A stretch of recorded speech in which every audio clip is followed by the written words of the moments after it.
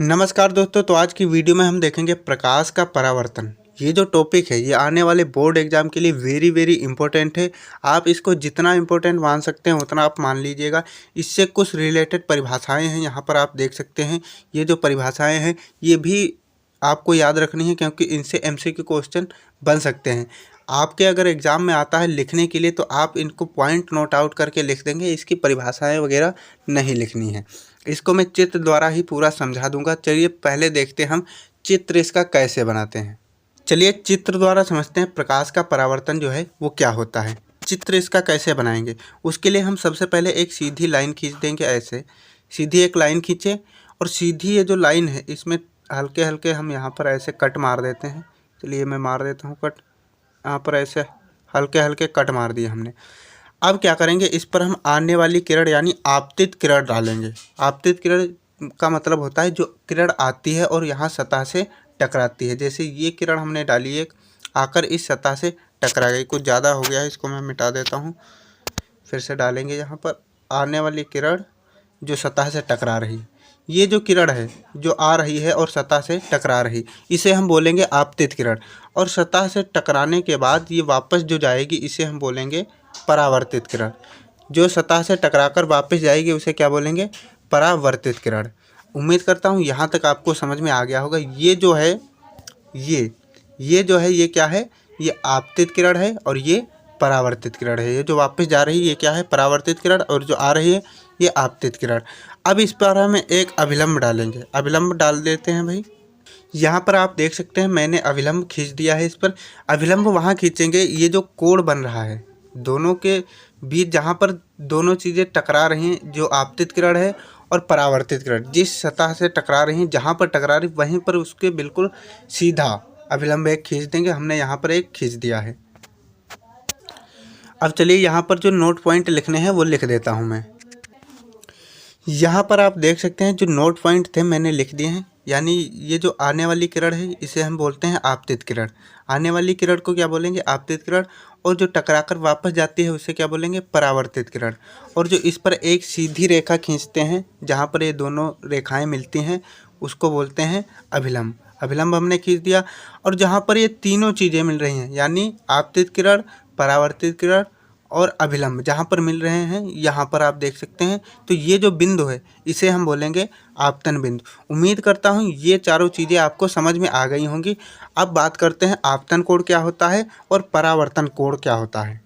यहाँ पर आपको दिख रहा होगा दो एंगल बने हुए हैं। एक ये एंगल बना हुआ है ये, और एक ये एंगल बना हुआ है।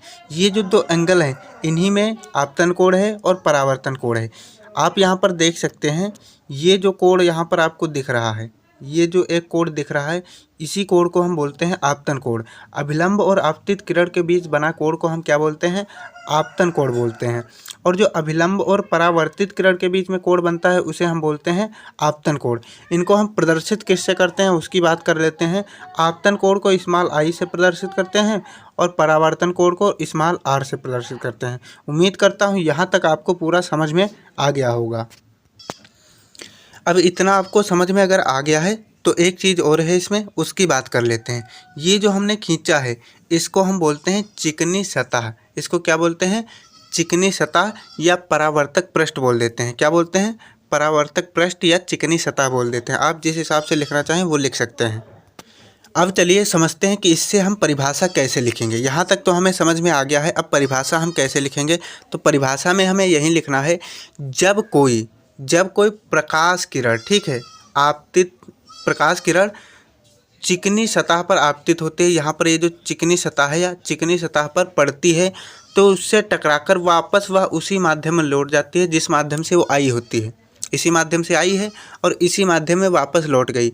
जब कोई प्रकाश किरण किसी माध्यम से चलकर किसी चिकनी या चमकदार सतह से टकराकर वापस उसी माध्यम में लौट जाती है तो इसी को हम क्या कहते हैं, प्रकाश का परावर्तन कहते हैं। इसी को हम क्या कहते हैं, प्रकाश का परावर्तन कहते हैं।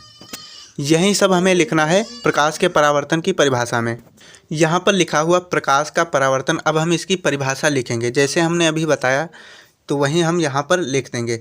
जब कोई प्रकाश किरण किसी माध्यम से चलकर किसी चिकनी तथा चमकदार सतह पर आपतित यानी टकराकर आपतित होकर वापस उसी माध्यम में लौट जाती है। यह घटना प्रकाश का परावर्तन कहलाती है। यानी कोई प्रकाश की किरण है, आती है और चिकनी सतह से टकराती है और वापस उसी माध्यम में लौट जाती है जिस माध्यम से वो आई होती है। इसी को हम क्या कहते हैं?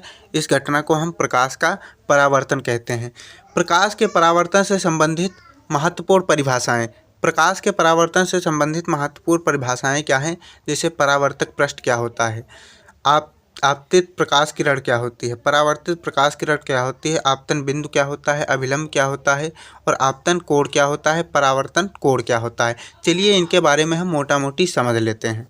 सबसे पहले हम समझते हैं परावर्तक पृष्ठ क्या होता है। प्रकाश जिस पृष्ठ से आकर टकराता है उसे हम परावर्तक पृष्ठ कहते हैं। प्रकाश जिस पृष्ठ से आकर टकराता है उसे हम क्या कहते हैं? परावर्तक पृष्ठ कहते हैं। ये जो पृष्ठ है, इसी से ये जो प्रकाश की किरण आ रही है, टकरा रही है, इसी पृष्ठ को हम क्या कहेंगे? परावर्तक पृष्ठ कहेंगे। उम्मीद करता हूँ परावर्तक पृष्ठ समझ में आ गया होगा। अब समझते हैं आपतित किरण क्या होती है। वह प्रकाश किरण जो समतल पृष्ठ पर आकर टकराती है, वह प्रकाश किरण जो समतल पृष्ठ पर आकर टकराती है आपतित प्रकाश किरण कहलाती है। ये जो समतल पृष्ठ पर आकर टकरा रही है ये जो किरण, इसी को या क्या कहेंगे? आपतित किरण कहेंगे। यानी आने वाली किरण, आने वाली प्रकाश किरण को हम आपतित किरण कहते हैं और टकराकर वापस जाने वाली किरण को हम क्या कहते हैं? परावर्तित किरण कहते हैं। टकराकर जो वापस जाती है उसी को हम क्या कहते हैं? परावर्तित किरण कहते हैं। अभिलंब क्या होता है? अभिलंब आपतन बिंदु से पृष्ठ के लंबवत खींची गई रेखा को हम क्या बोलते हैं? अभिलंब बोलते हैं। आपतन बिंदु है ये, इससे खींची गई लंबवत रेखा को हम क्या बोलेंगे? अभिलंब बोलेंगे। ये जो रेखा हमने खींची है, यहाँ पर मैं फिर से मिटा देता हूँ, एक बार फिर समझाता हूँ। ये जो हमने रेखा खींची है इसी को हम क्या कहेंगे? अभिलंब कहेंगे। और जहाँ पर अभिलंब, आपतित किरण और परावर्तित किरण जिस बिंदु पर आकर मिलती हैं उसी को हम क्या कहते हैं? आपतन बिंदु कहते हैं। और आपतित किरण और अभिलंब के मध्य बना कोण को हम आपतन कोण कहते हैं। अभिलंब और परावर्तित किरण के बीच में बने कोण को हम क्या कहते हैं? ये जो कोण बन रहा है इसी को हम क्या कहेंगे? परावर्तन कोण कहेंगे। उम्मीद करता हूँ अब आपको सारे टॉपिक इससे क्लियर हो गए होंगे। परिभाषाएं अगर पूछता है छोटी मोटी एक आध नंबर में तो वो भी आप लिख देंगे, इसमें आपको कोई दिक्कत नहीं होगी। अब चलिए समझते हैं परावर्तन के प्रकार के बारे में। परावर्तन के प्रकार। परावर्तन के प्रकार में दो प्रकार होते हैं। परावर्तन के कितने प्रकार होते हैं? दो प्रकार होते हैं, नियमित परावर्तन और अनियमित परावर्तन। जब प्रकाश का परावर्तन किसी पॉलिश युक्त चिकने समतल पृष्ठ से होता है तो प्रकाश किरणें परावर्तन के पश्चात एक दूसरे के समांतर होती हैं। एक दूसरे के क्या होती हैं? समांतर होती हैं। चित्र में मैं आपको सब समझा दूंगा कि क्या होता है क्या नहीं होता है।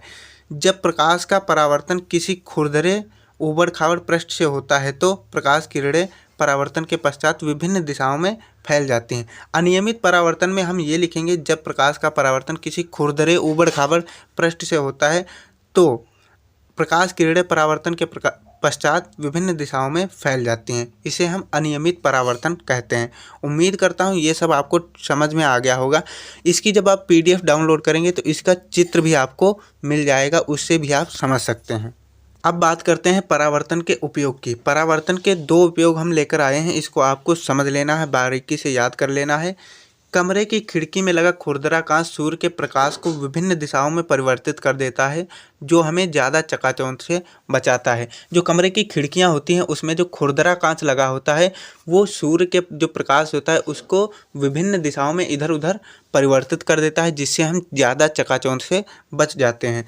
दूसरा उपयोग है अखबार की छपाई में भी प्रकाश के परावर्तन का उपयोग होता है। अखबार की छपाई में भी प्रकाश के परावर्तन का उपयोग होता है।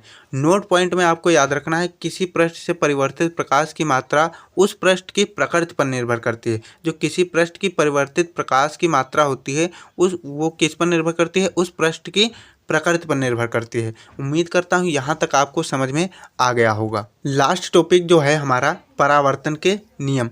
परावर्तन से जितने भी थे टॉपिक वो सब मैं आज की वीडियो में आपको बता दिया हूँ, और ये जो लास्ट टॉपिक है इसको आपको याद रखना है। इससे बाहर कुछ भी नहीं आएगा। जितना मैं बताया हूँ उतना अगर आप तैयार कर लेते हैं तो इससे परावर्तन का अगर कुछ भी क्वेश्चन आया इससे बाहर नहीं आएगा।